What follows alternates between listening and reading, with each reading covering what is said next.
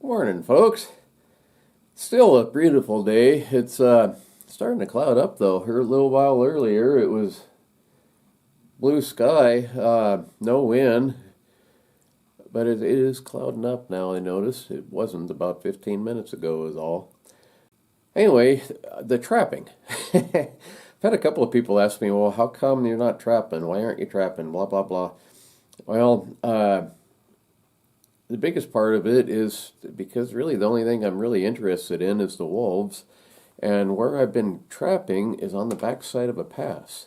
And it is not a paved pass, it's a dirt road mountain pass. And on the top, there's a lot of snow up there. I can't get there in the pickup truck. I can get close to the top of the pass, but where I'm trapping is a long ways over the other side. But anyway, and like I said, that out of state fella, I think might have caught that wolf. And as on my trail cameras, I only had one wolf. I had four of them in August, and they have never come back. So I'm pretty sure they were just passing through. Where I put my cameras is in places that I know they're coming through because I've had them there before. I've had cameras on the backside of that all over the place. I some of the spots I've had, I have never seen a wolf on those cameras. The the places I put them now are places I have seen them time and time again. If they're back there, I should have them on camera, and there was only one. And I have a feeling that that guy got that one, as I heard that he's caught a couple of them, and not all in that area, but I think at least one did come from up there. So my one wolf might not even be there to go after. But as soon as those wheels came, or come, they haven't came yet. Today is Monday. I'm going to call them here as soon as I get done with this and see if they have come in. As soon as they come in, I am going to go up there and look for tracks and things and see if there's any kind of a sign of any kind and see if it's even worthwhile. If not, I'll probably try to find someplace else. But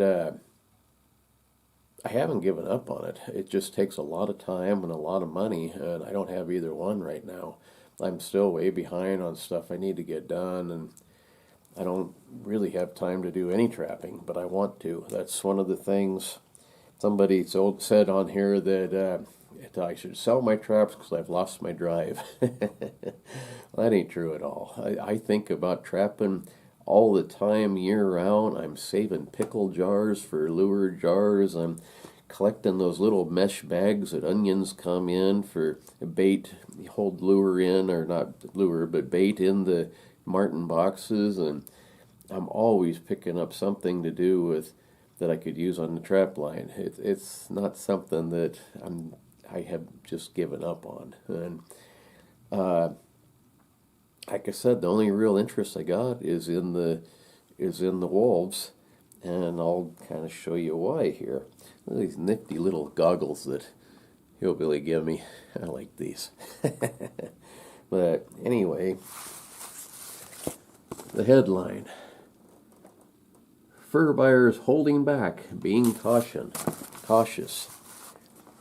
Translation: We ain't paying you crap for furs this year. That's what it really is saying. Lynx cat. Our area, bobcats are called lynx cat. I don't know why. In the fur market anyway. They're a bobcat is what they are. They're not a lynx. The Canadian lynx is a completely different critter, and we don't have a season on them here. But lynx cat have been bringing really good prices. They sell from anywhere from about $100 all the way up to $1,000 and more. The $1,000 ones are kind of rarities. Most people will never get that for a bobcat, but $300 to probably $600 is pretty common. Uh, this year, and the season just opened yesterday for bobcats here. So, I mean, like I say, you can't trap them until season opens. Today is only the second day. I don't have any traps out, but I am thinking about that. I'm allergic to cats, and I don't normally even try for them. I don't want to catch them. But for that kind of money, I'm tempted. But it says the lynx cat season usually develops in late February and March. That's when the furs are the best, anyway. The best quality cats come from February, and speculators aren't going to hold back. Don't don't expect those torrid prices you received last March to be paid now. I doubt if anyone will see $1,000 Western cats this time of the year. Commercial cats from the Great Lakes states and Great Basin will see offers of $50 to $100 on the better skins. Coastal and southern cats should move at $25 to $45. Be patient, the cat market will develop in a couple of months. So, I mean, even though the season's open, it's really kind of too early to go try for them. And like I say, the money is pretty good on them. I mean, my eyes will swell up and I'll itch all over, but it would probably still be worth it. Martin, it says, are in strong demand this year. The big Alaska and Canada heavy skins look to an average of $70 to $100 with tops over $100. And you're talking about a little weasel. I mean, they're not a big animal. They're about that long and big around as your wrist probably. But they're pretty good money. Good semi-heavy type skins will move at $55 to $65, and the better Rocky Mountain Montana types that we have here should move at $50 to $60. So that's not that bad of money, but it's not something we are overloaded with here. In Alaska and stuff, those guys they'll bring in 50 of them or so. On a good year up here, I think I caught 5. There just really isn't that many of them around. They're fun to trap for, though. I really kind of enjoy it. But again, I mean, you can't catch what's not here. Fisher, we don't have fisher here. Striped skunk. I don't catch a lot of those on purpose, but I do catch them from time to time. It says striped skunk market should be strong through their March sale. The use of skunk tails is a new thing that is tantalizing trappers, yet the demand for their tails may be a flash in the pan. Skunks are as common as sore toes. I've left a lot of skunks lay, so don't get greedy. I suspect country prices will be all over the place. Remember that the magic in selling these things is how they are graded. So again, they need to be good pelts. They like the nice wide stripes and things, which is pretty much what we have here. The ones we have should bring good money. It says you don't have a sale until you have the money in your hands. So, it's kind of an iffy market. It's not a guaranteed thing. None of this is. Wolverines, we don't have wolverines. The wolves, I don't sell my wolves. The money I'm getting is coming from the Foundation for Wildlife Management. They will reimburse me for expenses. So that money is spent already. I have to have my receipts, and I can get my money back, which is kind of the same thing as getting paid for it because I already spent it anyway. In my area, they're paying $2,000 per wolf, and I don't have to sell that wolf. I can keep it. That one I had tanned, I showed the other day, I got $2,000 for that wolf, and I still have it. That's a great deal. In the surrounding areas, there's another one here that was $2,000, but until this year, those other areas have been $500, which is still a lot of money. And you don't have to sell it. This year, they're $1,500. So, yeah, I mean, this guy that says, I don't want to go trapping, you're completely wrong. I want to go. I'm not sure I'm able to. I got too many other things going on, and I can't get up there right now. Once his track wheels come in, that hopefully will change. But it says, wolves continue to sell well. Black skins, which are in popular demand and have averaged around $500 for a number of years, with tops of $800 to $900. That's another thing that's kind of strange. When our wolves were first here, majority of them were black or really dark, almost black, kind of a silver. Now it seems majority of them are coyote colored, and which I kind of like that color better personally. But the market isn't as good for them. The black ones, a straight black one, is kind of rare, but mostly black. Like that first one I caught was mostly black, and then these three on the wall, they're really dark. They're kind of a charcoal gray, really pretty to me. But that's kind of changed. They don't have as many as the real dark ones now around here. It's kind of strange. Okay, the whitish Arctic skins that live with the muskox and caribou sell strong as well, with tops in the 600 to 770 area. The averages are 350 to 450. That's Alaska, Canada ones. Brownish type Arctic wolves will move at 250 to 350, while Eastern Canada skins sell at 150 to 300. No rush to sell this item as they retain their value very well. In our area, you're looking at the lower end. A good one probably sell for maybe $400, but most of them are 150 to probably 250 or so through the fur market. But like I said, that foundation, you don't have to sell it, and you still get $2,000, at least in this area.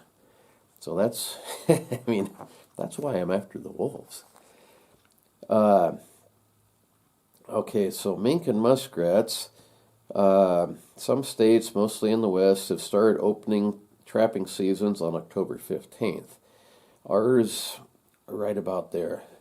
I think it always was the 22nd. I think they are open the 15th now.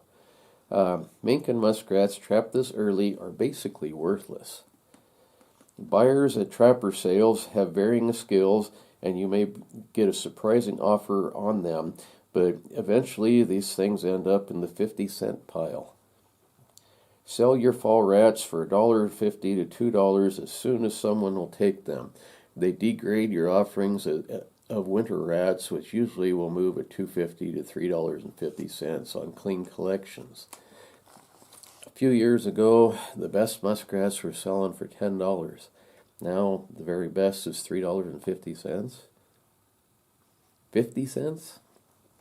You know, it's not worth your time. It really isn't. It takes me probably about 15 minutes, start to finish, to skin one and flesh it and put it on the stretcher and be done with it. So it's not a big time-consuming thing. And where I normally trap them is in town anyway. Every time I go to town, I check my traps. It's not out of the way or anything. They're easy to catch. They're not as plentiful as some places.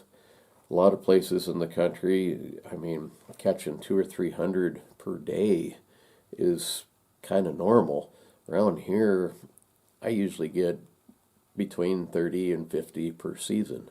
So it's not a big money maker there either. And if they're only going to sell for 50 cents, it's definitely not worth the time. Okay, beaver. We do have a lot of beaver. But they're not bringing that much. It says beaver averages are back down to $15 to $25. Skins bringing the best price are the double extra large to triple extra large shearing skins, which is really soft and fluffy under fur. Hatter skins, which are basically everything else, they make cowboy hats out of them, are cheap. Lots of beaver in this country. If you have clean, extra heavy, extra large, and up skins, they may bring a premium. Move that fall semi-heavy if you don't get a decent offer. Tops of $25 to $35 on the very best northern heavies will be possible, while $8 to $12 averages will catch commercial types. Smaller size skins will bring $3 to $5 since it costs too much to tan them. Start to finish on a beaver takes me probably an hour and a half or maybe 2 hours. By the time you skin it, you flesh it, you stretch it out and tack it down on a board and finish it up. It's about 2 hours. For $3? For $25 even? I mean, $25, $35 for 2 hours work isn't terrible, but it's not great either, you know. I mean, for doing something you enjoy doing, that's enough money for me to deal with it, but a lot of you guys probably get more than that for just regular work. I don't know anymore. I mean, I've never gotten that kind of money, but a lot of folks do. Again, it's where they're at. Those ponds are frozen now, and trapping them through the ice is kind of fun, but it's kind of dangerous work too. You can fall through pretty easy, and I have. It's not a pleasant deal. The beaver caster will move at $20 to $40 a pound, depending on the size of the pods. To make a pound probably takes about 8 to maybe 12 beaver on average. Sometimes they're bigger, you know, bigger ones, of course, are bigger casters. A couple of years ago, that was up to about $80 a pound. I've never sold any caster. I just keep it and use it for myself. That kind of adds to the price of your beaver, so that's not so bad. Otter will average $25 to $35, with tops in some areas of $50. Some select skins will move at as much as $70, especially a trapper sale. Otter production is small compared to historical catches. I haven't caught an otter in a long time. I kind of like catching them. They are a lot of work. They're probably the worst thing there is. They're way worse than skinning a beaver. The skin is like it's super glued to the meat. They're hard to take care of, but I do like catching them. I've only caught, I don't know, half a dozen or so ever, but they're kind of fun to catch. Coyotes. If you could see flocks of refrigerated semi-trailers full of coyote skins, you'd know why you don't want to spend much time trapping them. Some of the fresh northern Great Plains skins might bring $25 to $35 if offered to the right buyer. Generally, take whatever you're happy with on this article. Most coyote sales happen because the skins are at a country sale, and folks needing some skins to tan happen to be there and take a fancy to certain lots. They're not worth nothing, guys. This year, you might get $6 to $8 for coyotes at eastern sales, $12 to $15 at western sales. A couple of years ago, they were $100. I mean, not every single one, but good coyotes were $100. Now the best ones are $15. Actually, no, it says some of the better western skins might bring $20 to $25. Mind you that these are skins that brought $80 a few years ago. Or as happened last year at some sales, the only bid you got was $1 for the whole lot. I mean, the market fell out of that. There was a company called Canada Goose that was using them a lot, and that drove the prices up. They were up around $100, and now they're pretty much worthless. And you know, coyotes are dogs. I like dogs. I don't take any pleasure in killing them if I can't get at least a fair amount of money for them. Ditto on raccoons. If you have some really nice, big, well-handled skins, some cowboy might give you $25 for a handful, or maybe $10 to $12 average for a couple of lots. Expect to get $5 to $7 on your larger size, good, big, heavy skin, stretched and dried. Everything else will be $3 or more, or less, I mean. I don't catch a lot of raccoons just because they're greasy and messy, and I don't really care to catch them. For $5, $7, $3, I sure ain't going to go out there and try to catch them. The country traders who attend shows of various types to buy fox, ranch or wild, that's because the public likes fox skins. Attractive tails, beautiful colors. When I leave for a sale at Fur Harvesters, my son always reminds me to buy some more of the pretty foxes. Number one quality, heavy type Alaskans will bring as much as $40. Good Rocky Mountain and New England type skins sell for $25 to $35. Northern Great Lakes skins, $15 to $22. And those drab-colored Central Great Plains skins, $10 to $15. So, The fox are looking better than coyotes and all that stuff, but it's still nothing you're going to get rich on unless you catch a whole bunch of them. Then it's a lot of work. Cross fox is mostly what we have here.